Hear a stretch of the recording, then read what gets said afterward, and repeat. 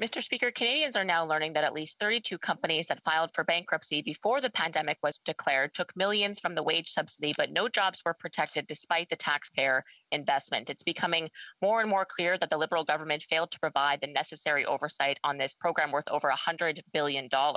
Meanwhile, a woman entrepreneur in my riding opened a gym in early 2020 and doesn't qualify for any federal program as a result. And I wrote to the government 2 months ago about this and have yet to receive a response. So why is the Liberal government prioritizing bankrupt companies over new small business owners who've received nothing? The Honourable Minister. Mr. Speaker, that question, I'm afraid, betrays a fundamental misunderstanding of how bankruptcy protection works in Canada and what it is intended to do. Bankruptcy protection is intended to enable companies to restructure and to emerge as viable businesses.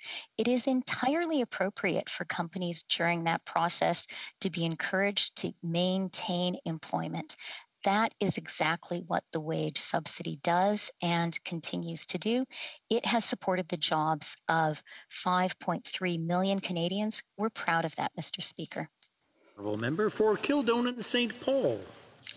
Mr. Speaker, I'm wondering if the Deputy Prime Minister is proud that her government funded Pender Fund Capital Management, which has $1.5 billion in assets, and one of its most prominent funds recorded ever was 40% of returns last year, or JM Fund Management, which had a pretty good return in 2020, not yet seen since 2016, and ranked one of the third best performing hedge funds in 2020. So I'm just wondering if she finds it ethical, or personally I find it a bit disrespectful, her response, particularly in light of all the small businesses that opened up right before the pandemic and received not a penny from this Liberal government. So again, I'm just wondering if the minister believes, like her predecessor, that it's ethical to give billions to wealthy hedge funds and bankrupt companies and nothing to newly opened small businesses.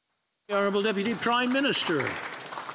Mr. Speaker, what I think is ethical is doing whatever it takes to support Canadians and Canadian businesses get through this once-in-a-generation pandemic. And that is why I am so pleased that 873,000 small businesses across the country have been able to receive the CEBA loan. In the member's own province of Manitoba, 22,603 small businesses have received the CEBA loan. The wage subsidy in Manitoba alone has supported 175,000 jobs, Mr. Speaker.